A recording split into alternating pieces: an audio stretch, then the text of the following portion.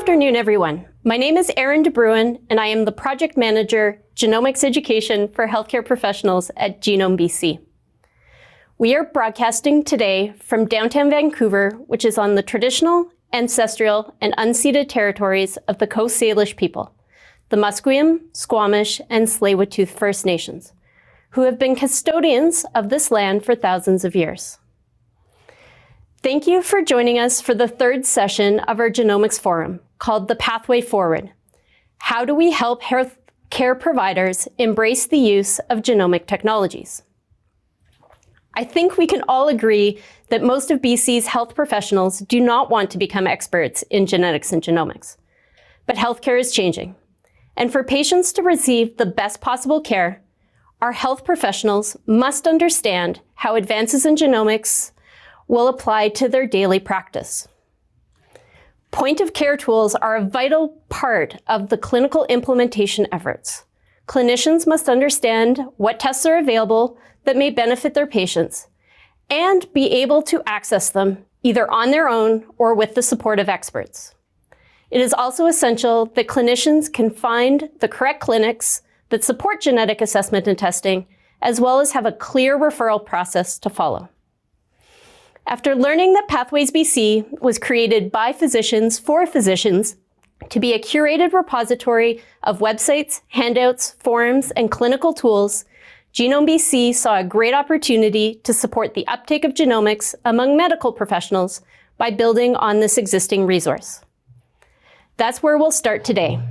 Dr. Tracy Monk will provide an introduction to Pathways and showcase the resources now available in the genetics specialty. Then we will be joined by Dr. Lindley Armstrong, Dr. Daniel Evans, and Jenna Scott for an in-depth discussion, followed by an interactive Q&A session with you, the audience. As in the previous sessions, you can ask your questions anytime using the Q&A panel on the side of your screen. You can also upvote as they appear, and we'll draw upon those most popular questions during the Q&A session. I would now like to introduce Dr. Tracy Monk. Dr. Monk is a family doctor in Burnaby, Coquitlam. She is also the physician lead for the Provincial Pathways website and sits on the Family Practice Services Committee. And with that, I'll hand it over to Tracy. All right, hi there. Oops, I should actually turn that off for a second and stop my screen sharing. There we go. Hi. Tracy Monk, family doctor and physician lead for Provincial Pathways. And I'm here to show you a little bit about Pathways. So I'm going to start sharing my screen now and give you a little overview of Pathways. So let me just go back to screen sharing and get that working. Here we go. Share my screen. And can you see my slides now? I'm assuming yes. All right. So if you go to pathwaysbc.ca, you will see a few different things here. You'll see clinician login and public directories. And what we're going to be focusing on today is the clinician login. But I encourage you also to click into the public directories and the medical care directory, and you'll see that if you're a patient who doesn't have a family doctor, you can select the Find Care section, and you'll see a series of options for how to connect to a family doctor. But that's not what we're talking about today. We're talking about clinician pathways. So what is clinician pathways? It's an online resource that was created by family doctors and our teams to provide information about specialists, referrals, community services, primary care network supports, and more. It's a registered nonprofit, so it was created out of divisions of family practice, which are also nonprofit entities set up under the Physician Master Agreement. And the funding for Pathways sits in the General Practitioner Services Committee budget, now called the FPSC, and we have specialist representation on the board.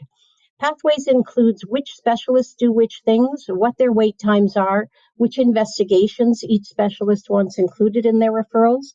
It also includes patient information, things that can be emailed to a patient from a no-reply email at Pathways, which is a great value add. If you don't want to open up a two-way interaction, you can send the information even on the fly from your cell phone without exposing your personal contact. Languages spoken in the office, clinical tools and guidelines, local allied health professionals, community services, and we are the provincial repository for all forms. Pathways access is to all physicians in BC and their teams, role-based access to everybody supporting patient medical homes, primary care networks, all specialists and their teams. So for example, genetic specialists and their teams would have access, project managers, access for medical office assistants, RNs, nurse practitioners, midwives, social workers, mental health navigators. And for anyone interested in access, many of you on this conference are probably eligible for access. Not 100% of you would be, but many of you would be. So just go to pathwaysbc.ca and hit the request access button down here at the bottom, or I guess it's not a button, it's the words. Hit those words and an email will open up and give you the things you need to send in to request access. You just identify who you are, what type of work you do. So Pathways was evaluated back in 2015, and 97% of respondents indicated that Pathways had improved the referral process, shorter wait times for patients. We're not putting them in long wait lists, a more appropriate match between the patient and the consultant. And people even wrote in comments, especially the MOAs wrote this, they've been given many electronic tools in their careers. All of them made their job take longer, made their job more stressful. And the only one they'd ever been given that didn't do that was Pathways. Pathways actually made their job less stressful, more fun, and reduced their work. When Pathways was first evaluated in 2015, it was getting about 83,000 page views every month. And it's now getting more than quadruple that. It's getting over 115,000 page views a week. We've been having well over 6 million page views in the past 12 months. And the curve of growth looks like this no matter which part of the province you're looking at. It's used all over the province. Jurisdictions across the country are talking with Pathways, looking at wanting to implement this framework in other jurisdictions as well. And it is already beginning to be used in some other jurisdictions. So it's an exciting BC innovation, and the government should be really proud for having enabled the local innovation for this to be created. So in the directory, we have 53,000 unique users. In the directory, there's 1,700 specialty clinics listed and 6,700 consulting community specialists, which is pretty much about 98% of everybody who would be providing a community-based consultation. We also work with PHSA to be the provincial repository for all forms, and we also curate a collection of 3,200 clinical tools. Pathways doesn't make any of these tools. We're just the filing cabinet to make it easier to find the good work that many other projects are doing, like the GPAC Guidelines and Protocols Advisory, or the BC CDC or BC CSU, as you'll soon see, Genome BC, and lots of great work around genetics. So most of the docs I know at the moment have 3 browser tabs open for their everyday work. They have their EMR open, they have UpToDate open, which is a textbook that many of us use and is very popular. And just by point of comparison, Pathways gets more than double the page views per month that UpToDate gets, and UpToDate is a heavily used resource. They're complementary, different kinds of resources. So we use Pathways to find which specialists do which things, which ones do telehealth, what the local protocols are for referral. We use it to send patient handouts. We can save favorites and email them in bundles. We look for point-of-care clinical tools and resources, and you're going to see there's now a genetics care pathway among the clinical tools. There's also public health updates and community services. So in addition to being a directory of specialist clinics and services, Pathways is a curated gateway to internet sites and tools. And there are lots of useful websites that clinicians can refer to, but it's overwhelming to try and bookmark them all and keep track. And so Pathways makes it easier to get to the page that a clinician needs in real time. Like everything is designed. Could I use it in 20 seconds during a visit? Because that's actually really all we have is 20 seconds to get to the thing we need. If we're seeing patients for 10 or 15 minutes, you don't have time to be poking around some landing page of a website. You need to get straight to the business of the thing that you need and potentially to be able to email it. So one of the things I'm going to show you is there's a new, I like to think of them as sexy buttons up at the top of different specialties. And there's now a genetic assessment and testing care pathway at the top of the specialty of genetics. And this is what the care pathway looks like. And so now I'm going to show you actual pathways. So can you see my screen still? Yeah. So here we are on the landing page of Pathways. And you'll notice up at the top here, there's some important banner information, including some changes to CT scan booking that just went up and information about COVID boosters. And then I can also see the latest information about specialists who have come to town or have left town or changed a fax or something. So let me just show you with a specialty other than genetics what it looks like. So here we are in orthopedics, and you can see I'm sorting by all the different specialists by their wait times, and the shortest wait times at the top. And you can see who's accepting referrals, who's taking e-referrals through Pathways, who's offering telehealth visits, and all the way down to the bottom, we've got people who aren't taking any or have some restrictions. And I can hit the show details button. It tells me a little bit more about what they do or don't like to see. And let's say I was looking for someone to see an ankle and maybe an ankle arthroscopy. And so now it gives me the list, and maybe I'll send to Kelly Apostle, who works in my area. And it reminds me she wants x-rays of the feet and ankles that are weight-bearing, 3 views done within a year before the referral. So, and in addition to I'll just clear the filters here. So in addition to being able to search based on what they do, I could also search by language. So if I need an ortho who speaks Hindi, I can find that. If my patient has a particular concern about the gender of the specialist, we can sort by gender. I can sort by which type of, if they do telehealth services. So if I don't want my patient to have to travel and I'm working rurally, I could see who would provide telehealth services. And then notice down here at the bottom, the cities filter is set to show me the cities that are relevant for me as a user in the Fraser Northwest area. But at any time, I could decide, show me the whole province. And now I'm seeing all the orthopods in the whole province, pretty daunting list.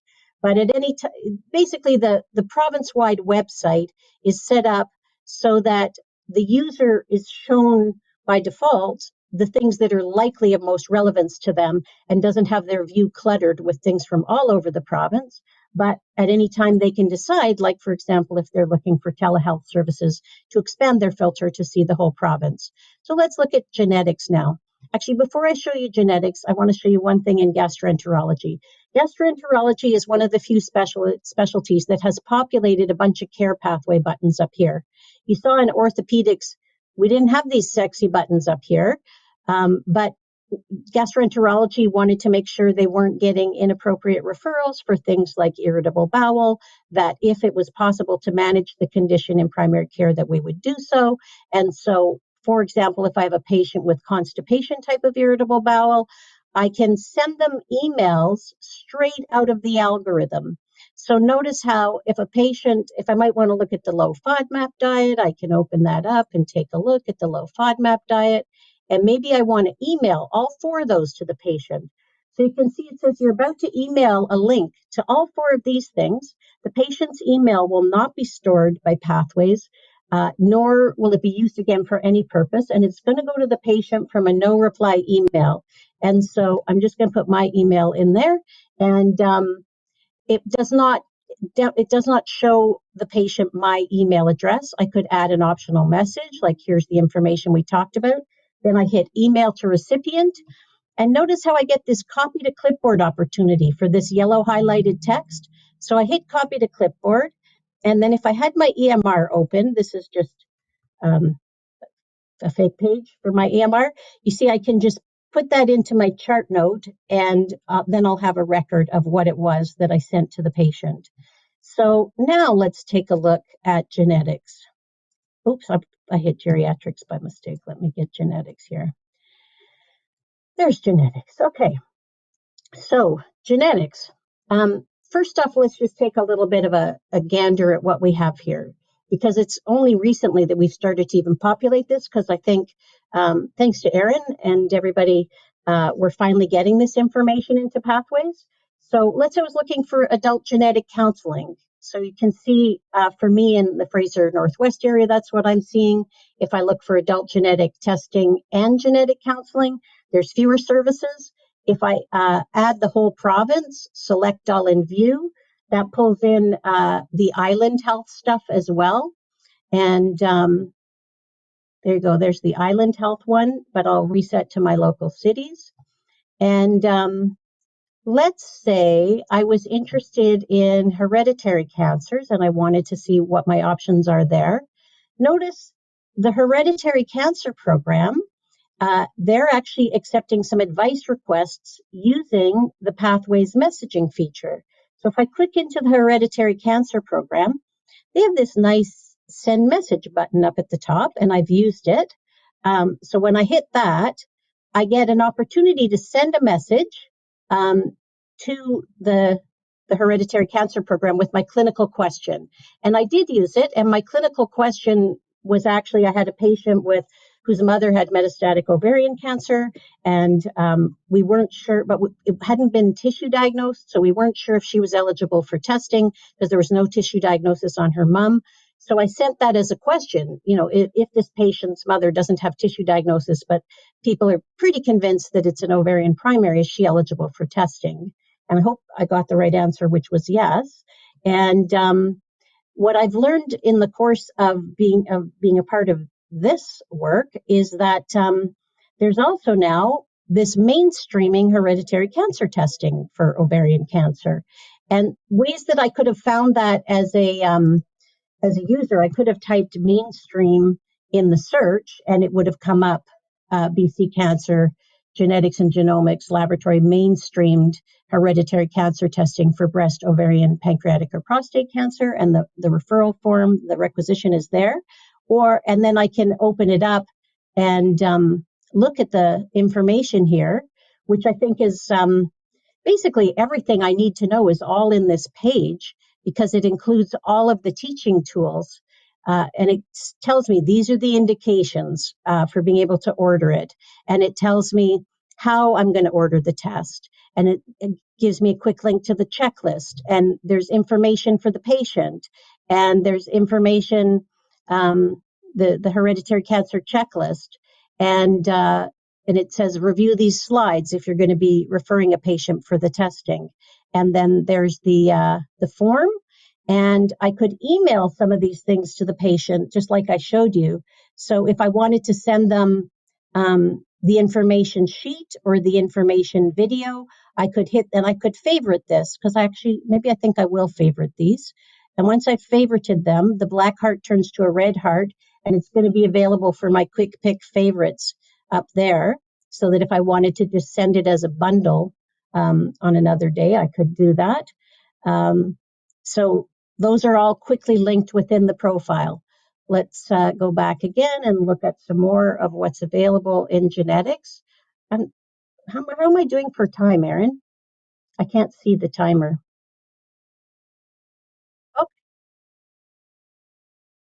Well, we're actually pretty good here. I mean, if you click hereditary metabolic diseases, you get the adult metabolic hereditary disease clinic. I think there's a children's one too, and we don't seem to have that. So if anybody on this conference is connected with that, if they could help us get the pediatric one populated, that would be great. I didn't show the pathway. I got to show this. Okay. So click into the pathway and notice how if there's first, I can go a button with a pathways symbol on it will take you out to a pathways page. So it's taking me to a pre-filtered page of counseling and testing.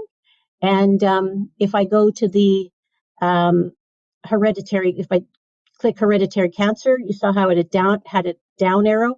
So it pushed me down to review the information about we encourage you to mainstream your patients. This criteria thing takes me to the page I just showed you about mainstreaming.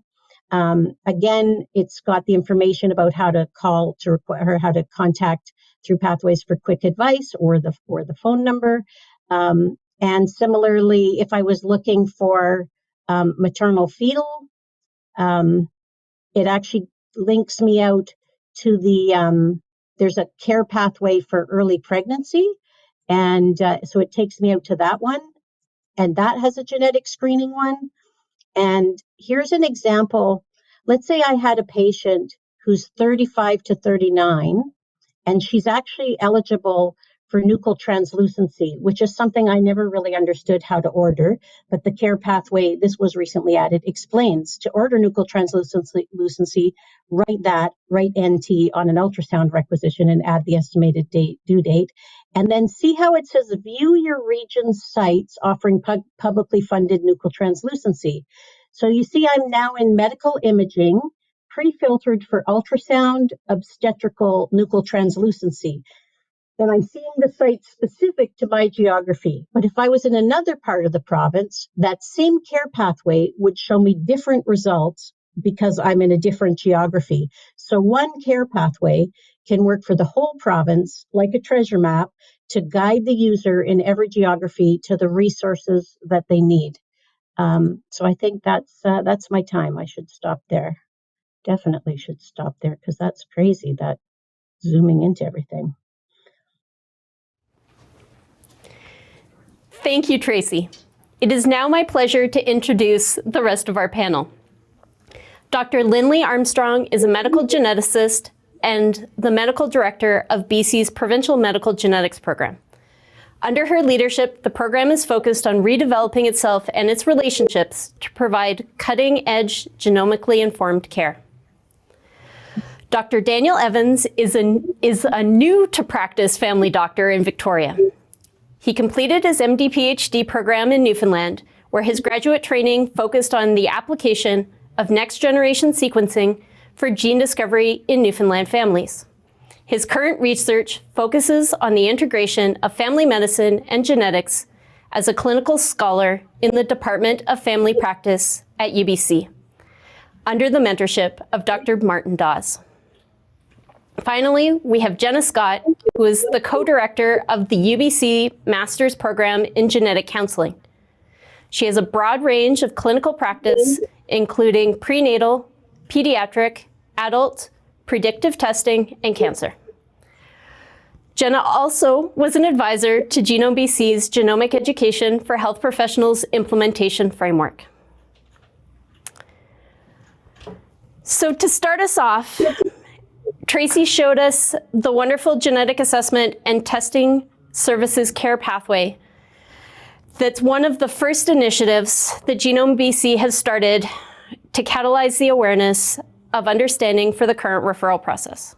I would like each of you to share from your perspective as a practitioner, what would be the ideal strategy for referrals for our patients who need genetic services.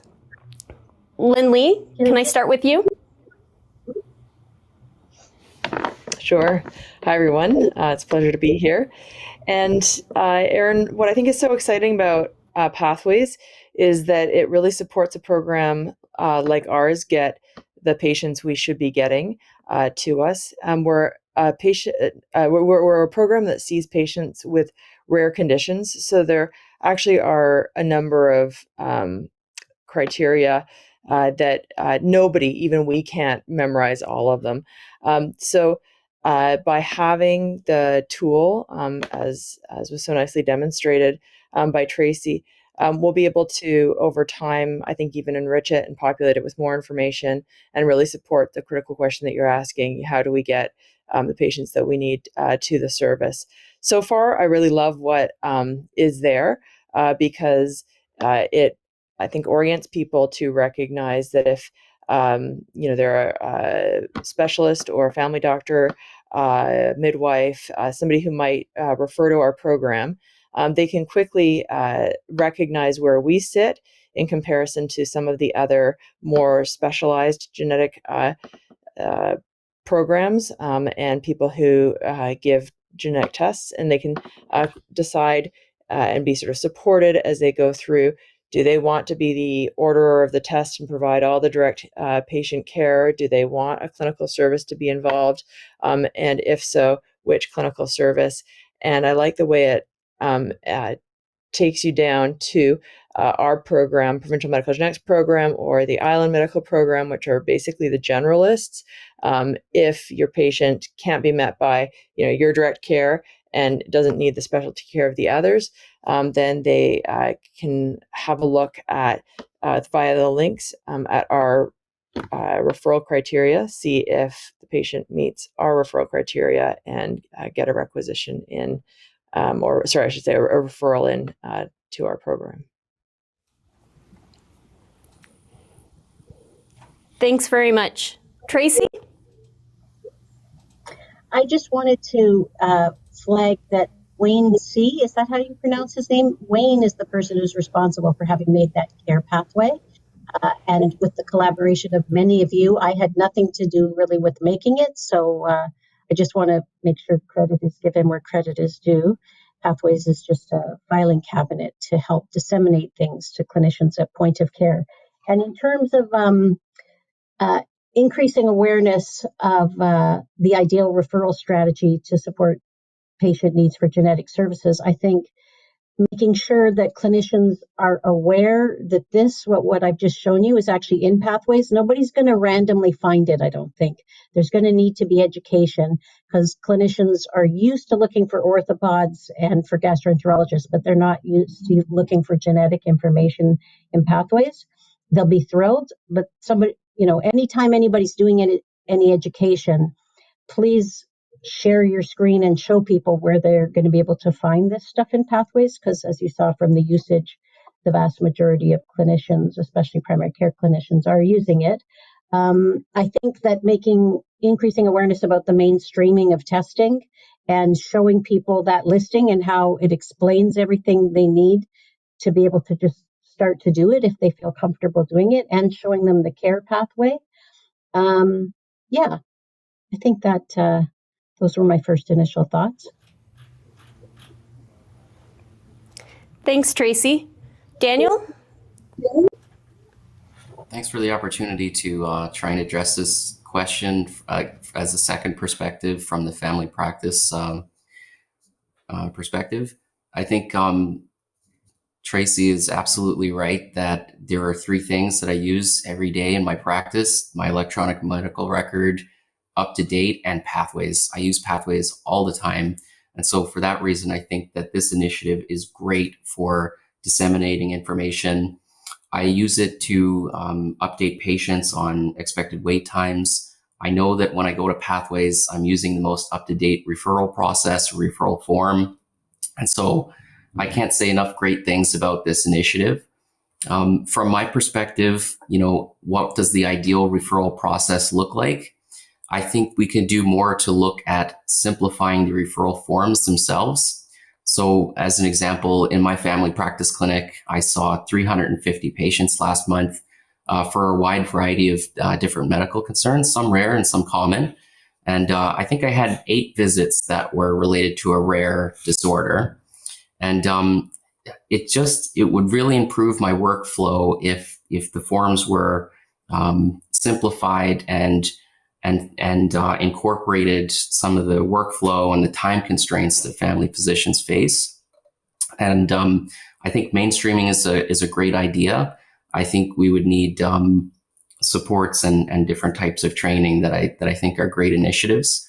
And so those are my thoughts. I think this is a great opportunity for primary care providers to learn more about the genetic service and to use it in effective ways. And Jenna, some final thoughts on this question?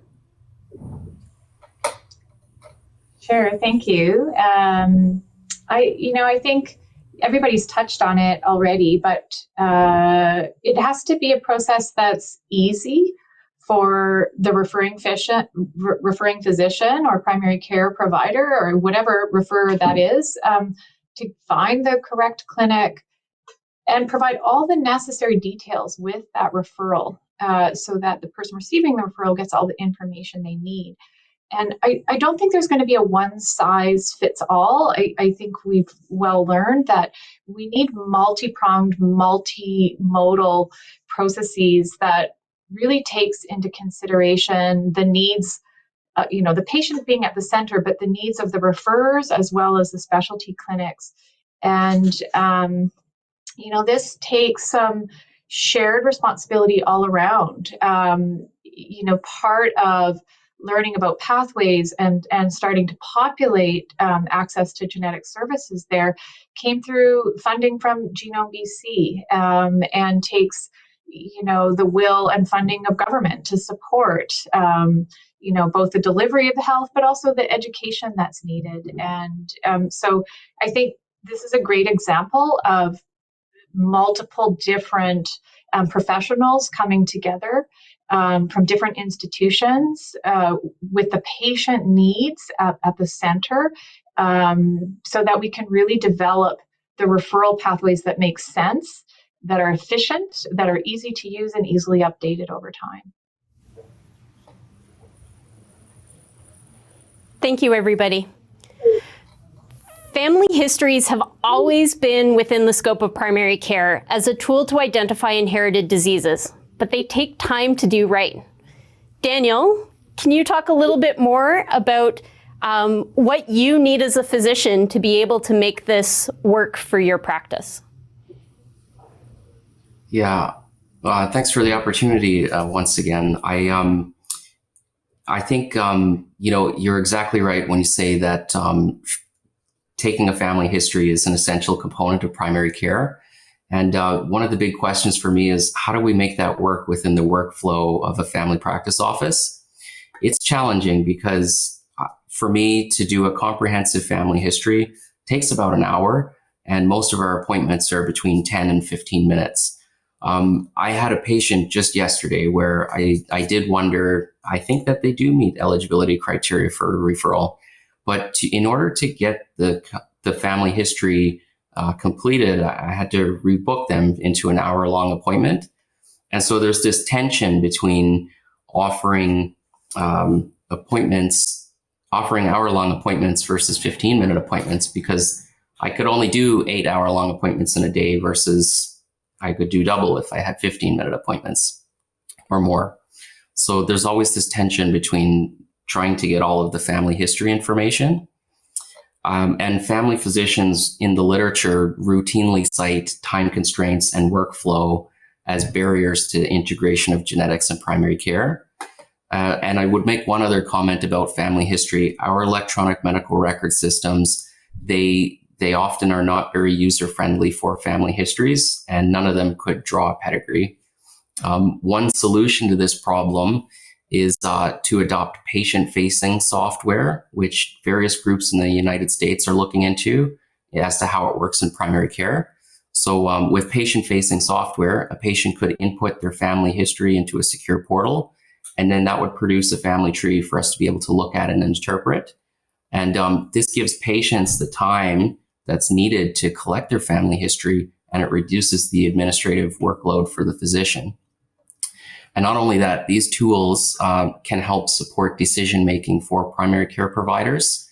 For example, they could help identify patients who meet eligibility criteria for referral. So I think it would be beneficial from a family medicine perspective and a genetics perspective to think about different tools that are being developed. Tracy, do you have anything to add?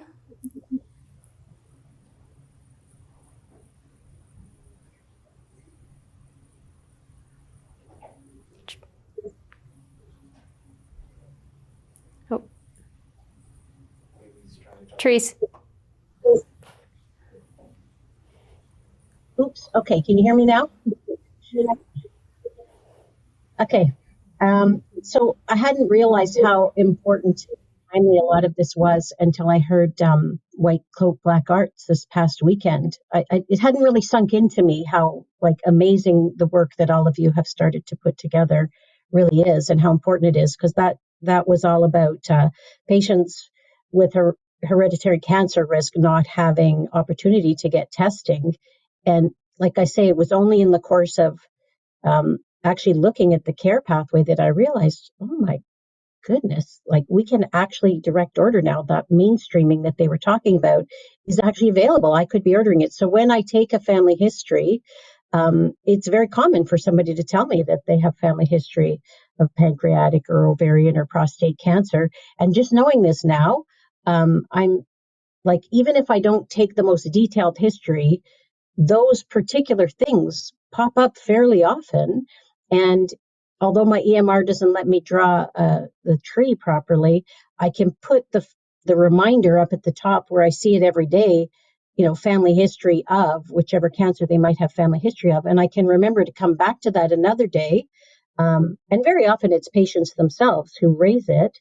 And so now it's a much less convoluted process to just order the test than it used to be to fill in, and I'll still do this from time to time, to fill in what is a very complicated referral form at the moment, with the patient having to fill in a very complicated piece as well to get them referred to provincial hereditary genetics. Like I definitely, I'd have to have a really free day to have time to do that, and it would take me time to get around to it on a day that I had enough time to complete all the paperwork. But it'll be much more straightforward to just do the mainstream testing, and then if I have questions, to be able to send my questions through Pathways. So I think public access is going to be amazing for, once more physicians are aware, public access to testing and being able to do,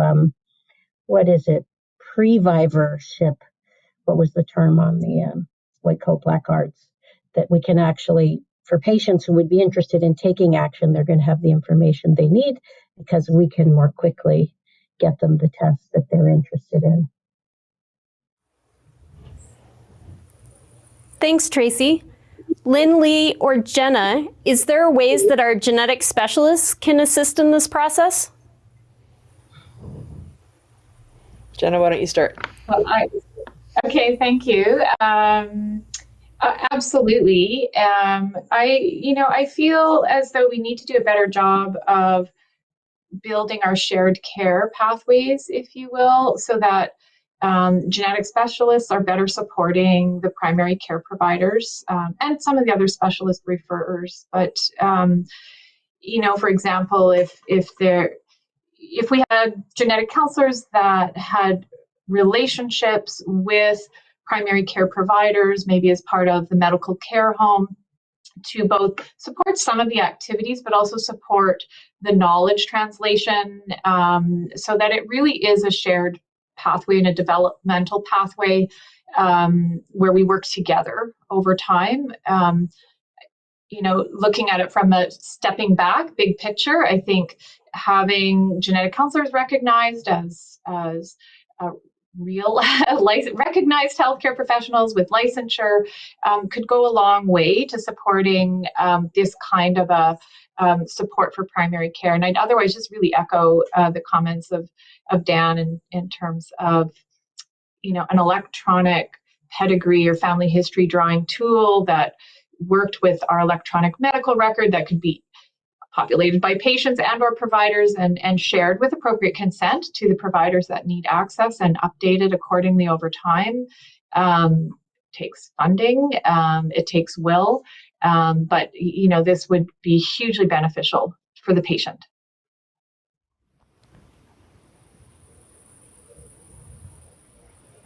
Lindley, do you have anything to add? I can add a little bit to what Jenna nicely put forward there. I would just highlight for those not aware of the situation in British Columbia, if you compare us to other provinces, we're about 4 medical geneticists behind in terms of per capita care provider and several genetic counselors as well. And you might think, oh, 4, like that's not very much. But when you recognize that we're very small specialty overall, and service overall. That's actually a very significant proportion, and I think that's why, in large part, we got behind and we ended up with fairly long wait lists. We're really leaning in and trying to shrink our wait lists so that people can have more ready access to the care in our specialty services when it's required, when we're really the only ones who can look after the patients. And otherwise, we're really working to free up space so that we can be available to answer questions and do shared care models, and really basically be more quick in terms of our ability to offer the parts that we need to offer and partner and collaborate better.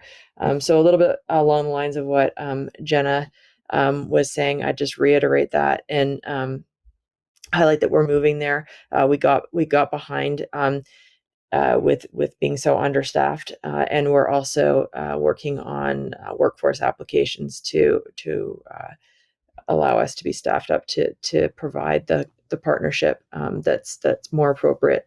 But we're even with the staffing that we have in the province, I think we're making fairly good headway by really prioritizing more ready access, better communication, better collaboration. And it's tools like this that are making that possible. I appreciate Dan's comments about the referral forms. We've worked hard over the last months, hoping to simplify ours and making it much more clear as to what we really need. And I think what we're going to do is continue to listen and try to iterate improvements in those regards so that we work best together. Thank you. Thank you. So right now, access to most genetic assessments requires a referral from a primary care provider. But this is a big challenge for the many people in BC who don't have a GP. Jenna, how can we support patients who are familiar with genetic testing to be their both best advocates and access these technologies? Yeah, it's a great question. I mean, I've been part of a clinic that did accept patient referrals that were obviously triaged appropriately by a healthcare professional. And I think there's huge benefits, but that works well in a clinic that has their criteria largely based on family history. It's a little bit different for, say, the rare diseases in the clinic that Lindley is in charge of, the Provincial Medical Genetics Program, where it's really a complicated medical history of a patient, where how that patient would advocate and self-refer on their own. Having patient portals that provide information about this is how to support your physician in making the referral.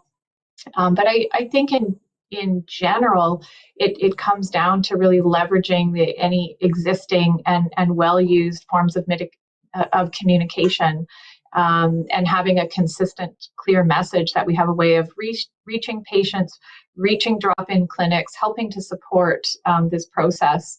And I think pathways and these kinds of systems are hugely beneficial in supporting that process. So I do feel like something could be added to the patient care portal pathways, but how do they know about it and how do they access it? That these are the other challenges therein. Lindley, do you have anything to add? Thanks. Yeah, I think Jenna highlights a good point in terms of the referral criteria when it's based on family history. Might be referral criteria that we really have to pay attention to.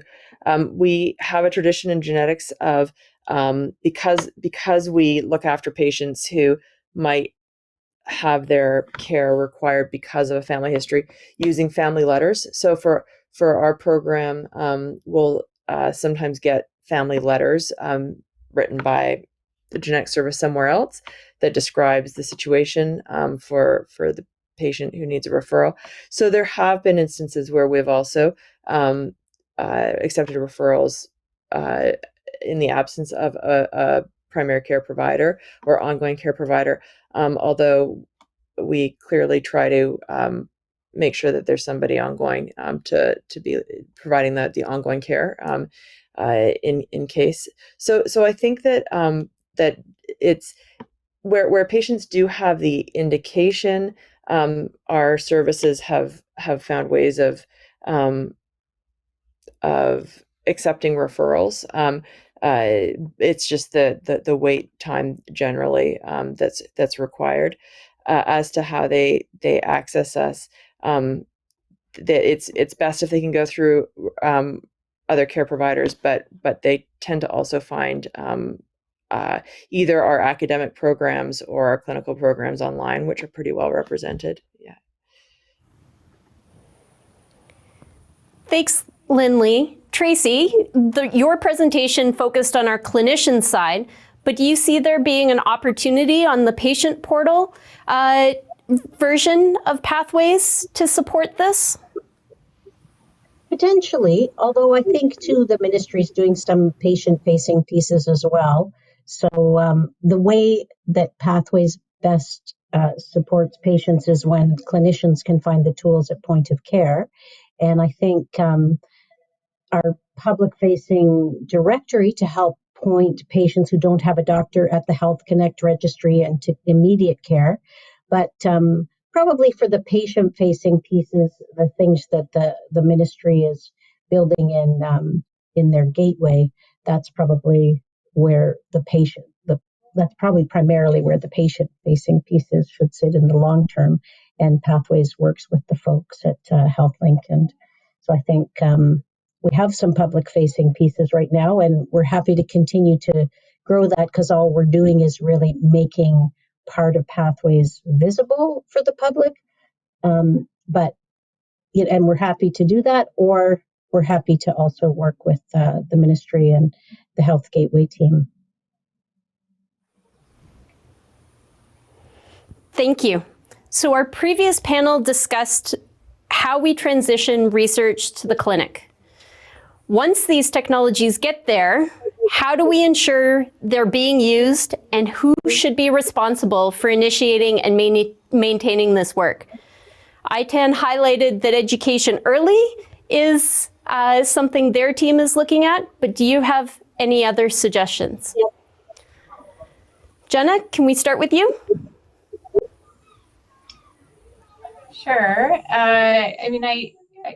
I think ultimately medical genetics is a clinical service that's really at the interface of research and patient care. And we really need to be actively engaged in clinical research so that we're involved in the development, the early use, early translation, and right through into that translation into regular patient care. So ongoing active clinical research, I think, is the most important message there.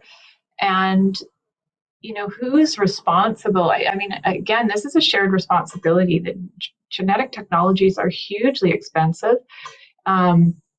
We don't want to invest too quickly. We need to know that they're effective, that they're cost effective, that they have a lifetime that's going to be acceptable in a publicly funded healthcare system, and that remains competitive. And so, I think the Ministry of Health, the Ministry of Advanced Education, our clinical partners, I think they're at all levels, there's responsibility to make sure that we're staying on that cutting edge and translating this into best patient care and improving best practice. Lindley, do you have anything to add? Thanks. I love what I just heard from Jenna. And I'll also really emphasize that I think it's crucially important that funders of research projects pay a lot of attention to what they're funding, particularly if they're funding studies that are going to be bringing in or aiming to bring in new things into practice, that they really should think about the responsibility of ensuring that the team proposing has co-developed the idea in a clinical space and is investing the development that would be required to get the thing happening in the clinical space once the research work has been done. I really appreciate some of the gap grants that have been funded. For example, right now, our clinical team is collaborating closely with the Genome Diagnostics. That's the lab in the same institution where we're housed, Children's and Women's. And so the grant that we're working with together is setting us up the 2 clinical services to be providing the access to genome-wide sequencing to patients of British Columbia. And so this, I think, is an example of a very well thought out funding award, because it's putting money into the service that's going to be delivering it. So essentially, we're really seeing the translation into the clinic and a long-term ability to provide the service because of this kind of an award. So I really want to emphasize, add to what Jenna said, it's a shared responsibility, and emphasize that funding decisions need to be thoughtful to this as well. Thanks, Lindley. Tracy or Daniel, what would you like to see happen from these teams so that you know what's coming down the pipeline and how you can support your patients in the best possible way?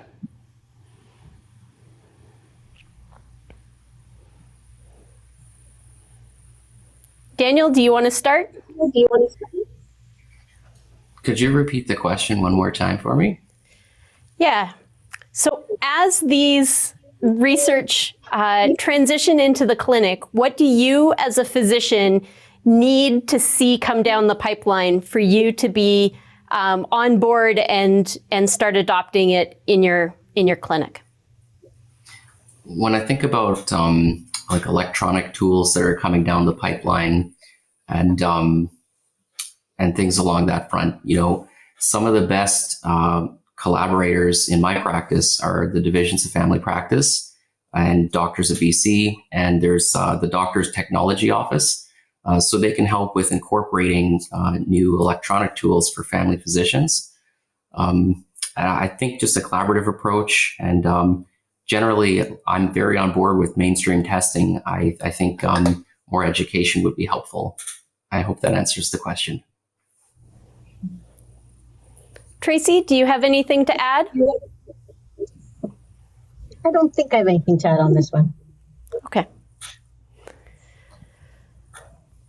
So Tracy showed us that the callback feature on Pathways is a powerful tool, and some of our genetic clinics are already using it.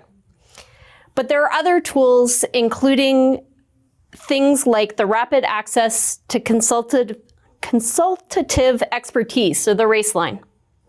How can we use more of these existing resources to support our physicians in adopting genetics and genomics? Daniel, maybe you can start from your experience of using some of these helplines. I really like the rapid access to consultative expertise through the RACE line. I use this regularly if I want to speak directly with a specialist like a cardiologist or a respirologist. I think sometimes it helps me gain reassurance and can't prevent unnecessary referrals, or helps me to direct patient care with the advice of a specialist. I think that these tools are great. I haven't used the pathway callback feature, which is helpful.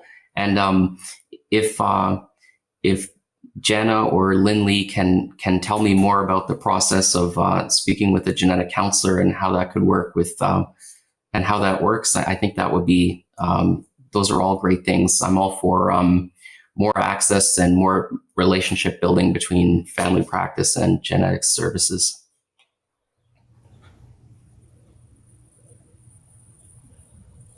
Do you want me to jump in with a little bit of information on that? Okay. That would be great. Yeah, maybe you talk about the phone postal, because the HCP's process is a little different.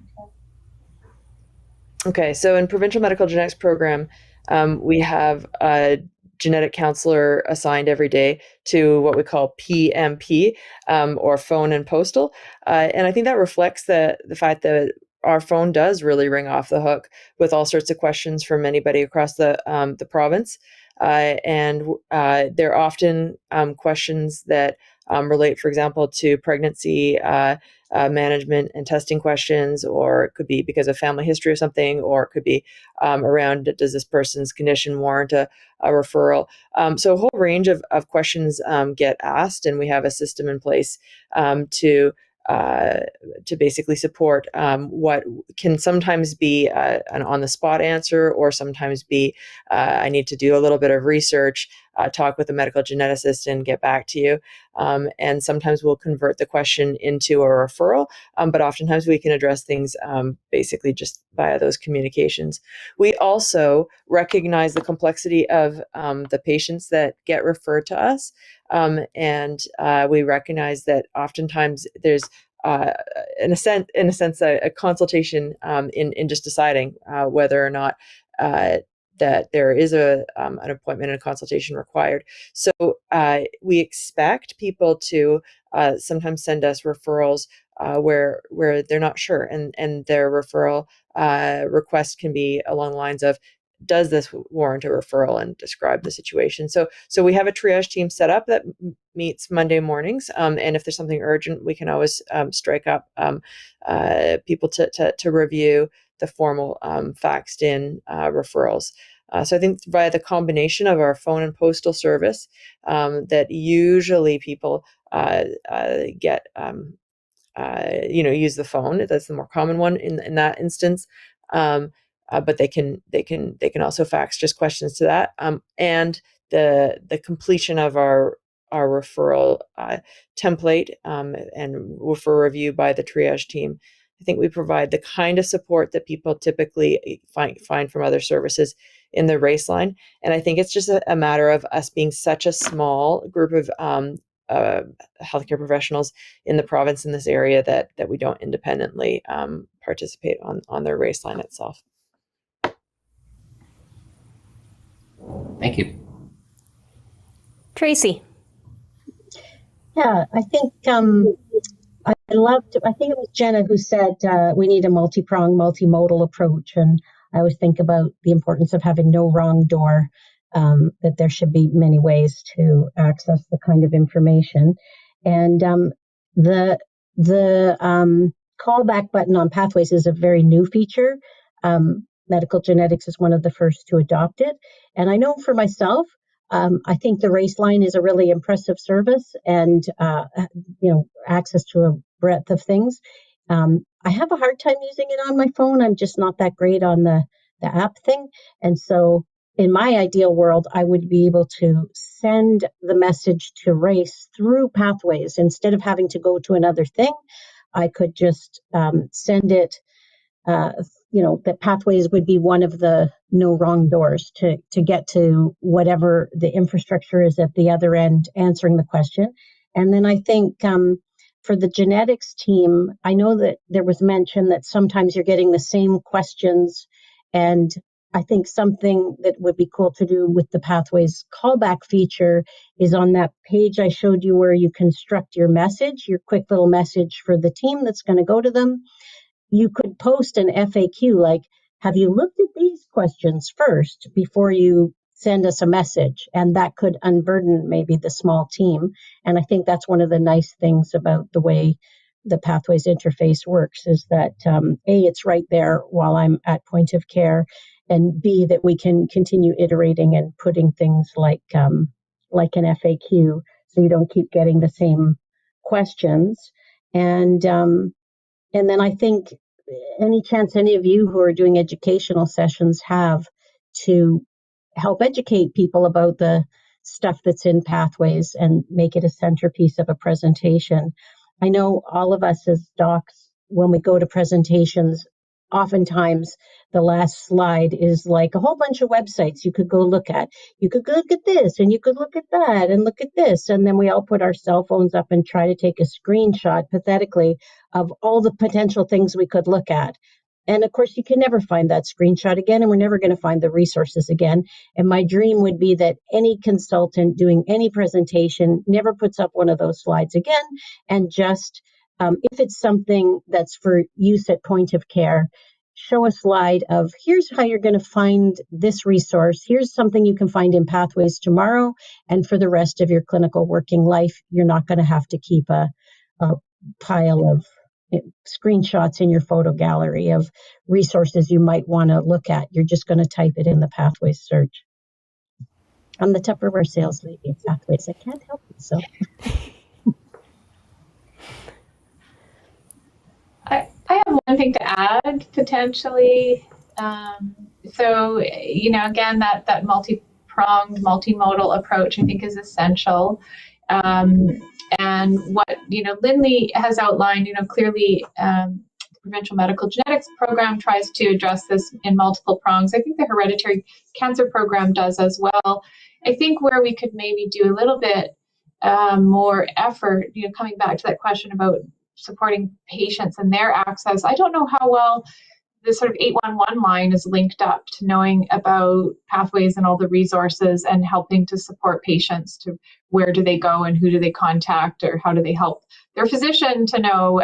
So just thinking about, again, those multiple existing well-used systems and communicating across all different levels to all different groups, really, because a communications expert said to me once, when you think you have beaten the message to death, you've probably just started. And so, we have to consistently reiterate and remind and come back to get this message out broadly to patients and providers. And Jenna, the genetic counselors are a key population that might be able to assist in this. How can they participate in all of these tools and resources? Yeah, that's a great question. I think genetic counselors can be hugely beneficial in helping to develop the tools. And I say helping to develop the tools because if the tools are for primary care providers, then obviously that's a partner in the development of the tool. And the evaluation and the iterative approach to improving the tools. I'll say that I feel it's important that we have that we're building provider relationships, and I think genetic counselors could be a key bridge between primary care providers and other specialists to medical geneticists. Some of the questions, some of the needs can be fielded by the genetic counselors. That will also build awareness of where are the sort of gaps and the educational needs, where to focus on communication, and bring in the expertise of the medical geneticists or the other specialists that we work with at the appropriate time and place, so that genetic counselors are working to their scope of practice, supporting the both above and below. I don't like hierarchical structures, but that's the best way I can put it right now. And that the really critical time for our referrers, as well as the critical time of the medical geneticist, is well placed. So we each have important roles to do, and we shouldn't be wasting our time trying to do somebody else's role or fill the gap in somebody else's role. So I'll come back to what I said earlier, that licensure of genetic counselors, or at least being recognized as a true health profession within British Columbia, I think could go a long way to helping us be that bridge. And I think that would be a huge benefit to our patients and all of our healthcare providers, so that we're all being as efficient and effective in our roles as possible. Thank you. So a question that I saw come up but disappeared, and I think I'd like to touch on it, is that we've heard a lot about the research work that exists both here in BC and abroad. And what might there be opportunity for integrating these opportunities, because precision health really gets down to ends of potentially one. How might we be able to integrate those into pathways or some of these opportunities to embrace and support this research coming out? Lindley, maybe from the position of the clinic, maybe you can speak to it a little bit to start. Yeah, I think it makes me really reflect on if we could, invent a research question just on the spot, that sort of brought together some of the themes that we've been thinking about today. It really makes me wonder whether we could be assessing how or what proportion of the patient population that would benefit from genetics care, whether it be directly provided via a mainstream approach by the continuing provider, or whether it requires involvement of genetic counselors and geneticists in one of the specialty clinics. What proportion of British Columbians who meet the criteria for the test, for the service, for the assessment are getting it? I would love to know that, and love to figure out where the gaps are and what needs to be done to improve the delivery of the service. Unfortunately, we've been so under-resourced in the patient-facing side of the genomic services in the province that we haven't been great about really making sure that everybody has information accessible to them as patients, via websites and via information. And there could be many ways we could imagine if we had the resource to get the word out and provide advocacy and ensure people knew that they were eligible. And then we definitely, if we had more person power, we could do more of the educational things that have been talked about to really upscale attention, invest in things like these pathways and so on. It would be great to have the research to inform, okay, what would be the best strategies to improve our access to the care. That's what I think about when you ask that neat, inspiring question. And Tracy, is there ways to include research projects for enrolling patients on pathways?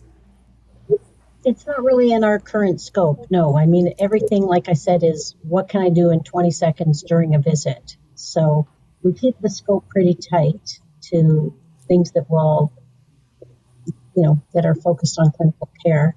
And this, I guess, maybe this isn't officially research, but it's knowledge translation and QI. I mean, I'm interested in figuring out if education is presented in a way that embeds pathways in the teaching and embeds hands-on use of the clinical tools and pathways during the session. Like when we teach residents, we do have them present a clinical problem and then use pathways hands-on during the session to try to solve their clinical problem.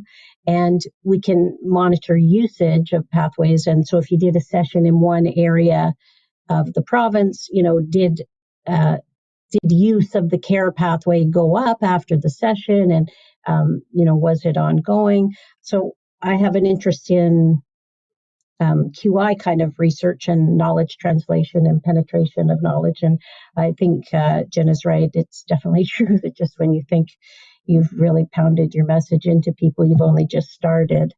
But at least some of that is measurable in pathways to make educators understand if the knowledge is having any traction. And I think there's some good evidence that CME often does not really endure or penetrate into practice, but that having the mix of hands-on and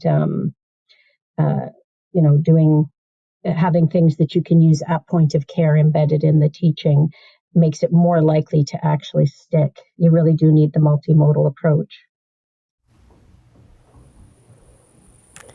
Thank you. As a reminder to the audience, absolutely, Jenna. I just wanted to add,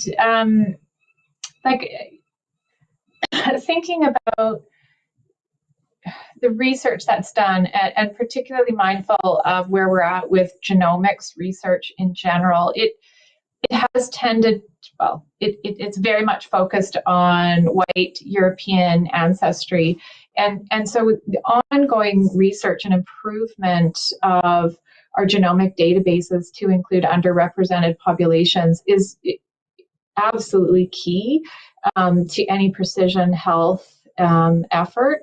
And so there's responsibility there across our research funders, the researchers, the clinical providers, all across everything we do. So I just want to make sure that we don't lose sight of that, because I think while precision health is very much, as you say, could be an N of one, we really have to take a public health approach and start at that top of the umbrella that's inclusive of the entire population, and first start by addressing what are the huge gaps in some of these people, communities within our population, that we need to start there before we start really focusing on our efforts on where the benefit has always been directed. So I just wanted to make sure that message was included.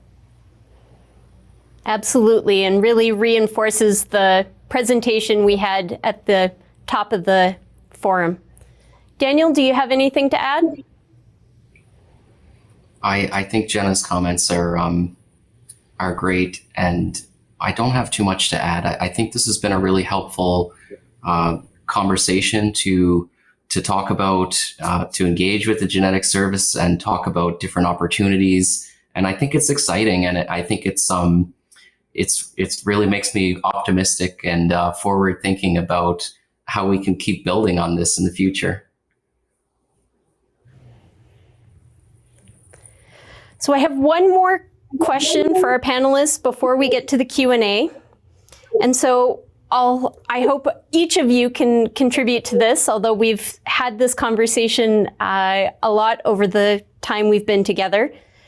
What can be done collectively to help policymakers, funders, and institutions better understand the urgency, importance of genomic education and awareness about these new technologies so that our healthcare workforce is prepared? Is there one last message you would like to send to these groups?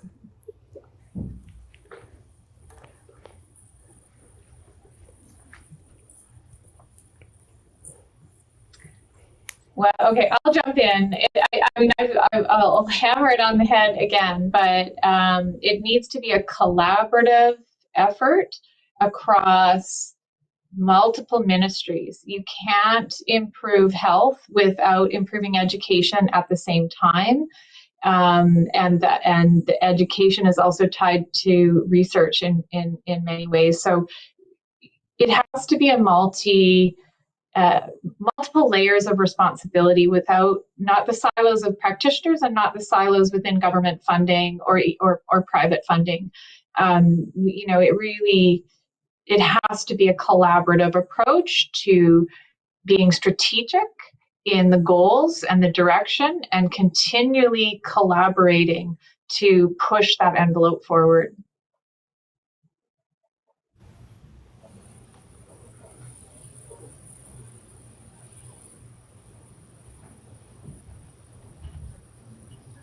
Erin, when you were asking that question, I was thinking about how this Pathways tool and some of the things that might be linked to it and associate with it might really support the primary care providers and our genetics communities in defining care expectations, sort of criteria and standards.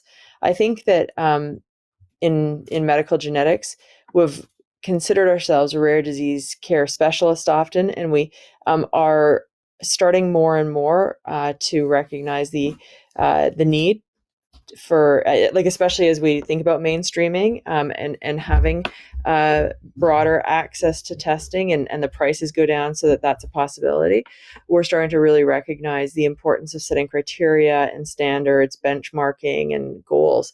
And I think that if we can do that together in a thoughtful way, it has to be realistic. It has to be, what everybody can actually do, that we could articulate those, and then we could evaluate against them.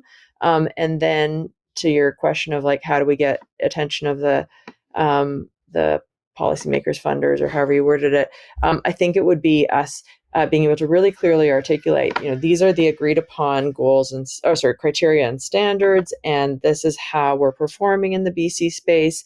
This is the gap, and this is what we would need to get there, or maybe we're doing just fine. I think there will be a gap. I think that would start us off well, defining the criteria and the standards that we agree to between the primary care providers and the genetics community.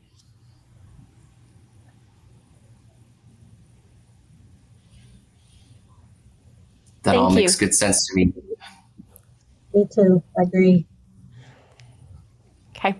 So we do have a couple of questions from our audience. Please continue to add your questions if you have them. So I'll start with the first one.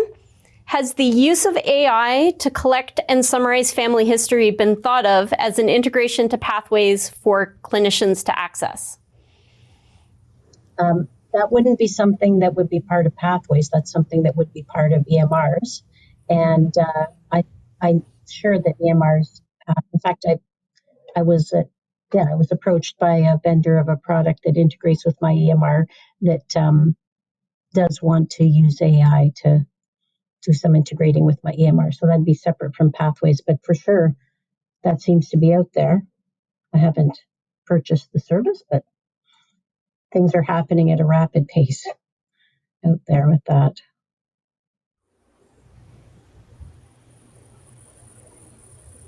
Tracy is much more current than I am on that.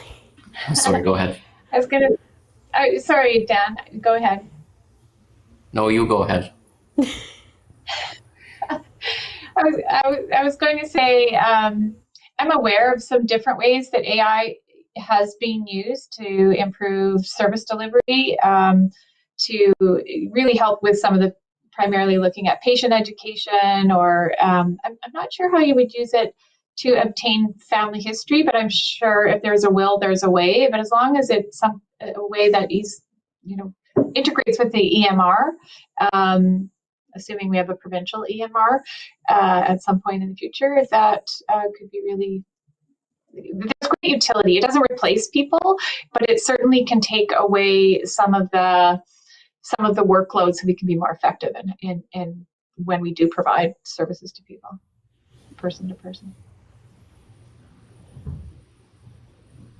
There's an AI scribing service, so it would be taking the history, taking it down as a scribe. Yeah, I can see utility in understanding like some of the consenting process. So you don't provide consent through AI, but it might help to identify what the gaps are in knowledge, what the needs, what the questions are for a patient, and could help to address some of those questions so that by the time that patient came to see the healthcare professional, whether that's a genetic specialist or another healthcare provider, they're coming with a different level of knowledge and information. And so the healthcare provider can therefore likely spend less time in their consenting process and reviewing options with the patient. Thank you. So a question from Juja is that many Canadians are first-generation immigrants with incomplete family histories for disease conditions. Do you have any advice for them in terms of advocacy and how they can work through this? Yeah, what I would say, being somebody who has had the privilege of taking family histories from patients for the past 25 years or so, many people, whether they're first generation Canadians or not, do not know their family history. No better time than the present to start asking questions of if you have relatives. Sometimes there's knowledge keepers within families. So starting now and going forward, and you go back as far as you can, but we do the best with the information that we have. There are several adopted patients, for example, who may never have access to their family history records. So they're not essential. It's helpful, but it's not the only way to access the benefits of genetics and genomics. So I just think start now, gather as much information as you can, and don't be afraid to say, I don't know, because that's a really common answer and we understand.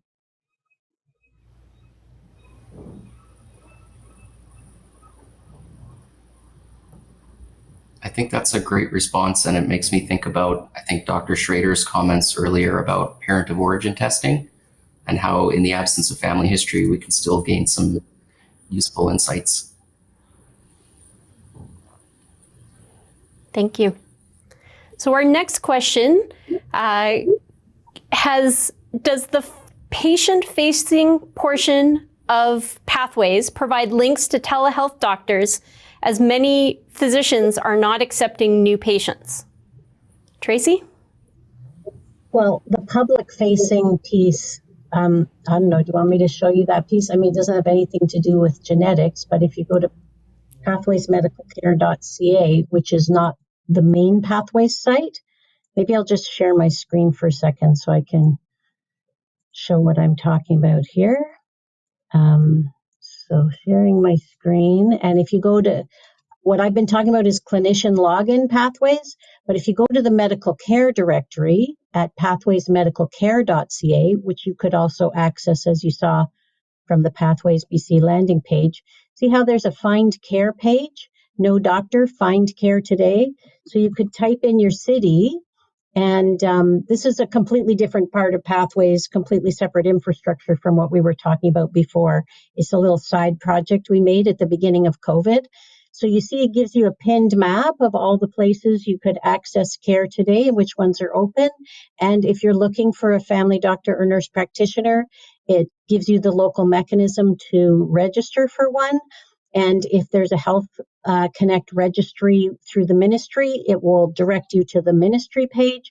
And if there's a local mechanism, it'll direct you to that. And it helps you find care today. Or if the patient is a pregnant patient, there's the same thing for find a maternity care provider. So they can search find maternity care. And here they can filter the results if they're looking for a male or female provider, if they want an out-of-hospital birth, if it's for transgender maternity care. So just that's a separate thing. Either go to pathwaysbc.ca and then go to the medical care directory, or what we tell patients who phone the office looking for a doctor is go to pathwaysmedicalcare.ca, which is the URL for this, and then go to the Find Care section and type in your city, and they're going to find some options. So I'll stop sharing that now. There we go. Thank you, Tracy. So a very popular question, Jenna, is for you. If genetic counselors are licensed, can you comment on whether they can function into integrated care, for example, in a family practice clinic, and how might that work? Yeah, great question. A big difference if genetic counselors are licensed, that means that they can practice independently within their scope of practice. And so, while we do have a defined scope of practice, set out by the Canadian Association of Genetic Counselors, that might evolve for what does it mean in BC to be a licensed genetic counselor. I think it gives much more leverage to where and how genetic counselors can practice. And, the big thing is always proving that licensure is needed. And it's about safety, essentially. Is there danger for anybody setting up shop as a genetic counselor? And in the current system, almost all of the genetic counselors that are clinically working in British Columbia would work for large medical centers like Children's and Women's Hospital or BC Cancer, for example. And it's really those institutions and the clinics that hire the genetic counselors that are requiring a master's trained certified genetic counselor. But there's no legal requirement for them to do so. So a GP or a nurse practitioner or a shop independently. In fact, there was a genetic counselor years ago who practiced independently, had no training that I'm aware of, and was charging publicly for services. And there would not be the ability to have insurance coverage, liability coverage, because without licensure, we cannot have any kind of liability coverage unless we're covered under the institutions or the medical practitioners who supervise the work that we do. And so I think there can be great danger to getting inaccurate, inappropriate genetic and genomic testing information. And there can be harm to the patient. Some of those might be financial, some of those might be harms that really result in a mistrust or greater mistrust in healthcare providers and the medical system. And so that's not of benefit to anybody. And so I do think if we really could have licensure, it would expand scope of practice. For example, it may be that genetic counselors can order tests, and we effectively work in that capacity in many of the clinics, but that's because of the trusting relationships and the very defined processes that we have, where it's functioning a little bit like a delegated medical function. But truly being able to order tests and within the bounds that's covered within our scope of practice, I think could really facilitate the services that we provide to patients in the province.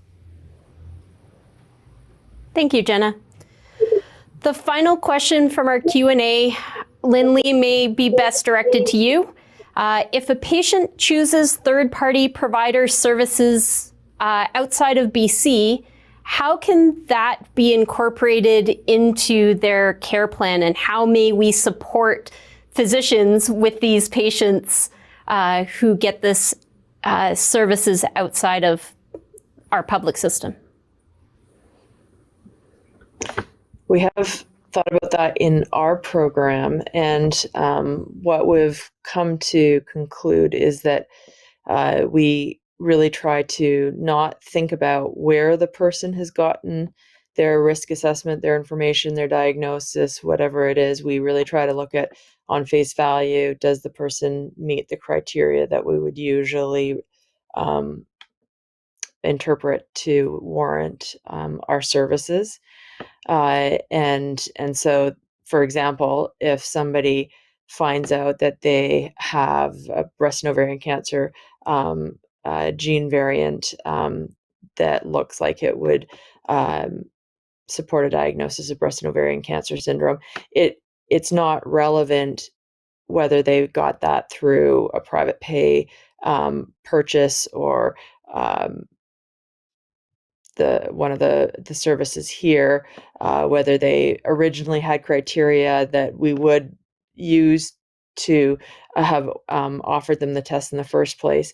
Basically, at the time that we learn about them and are assessing their situation, if they have enough of a factor that we feel would warrant genomic services, we proceed on based on what it is, regardless of how they got to that state.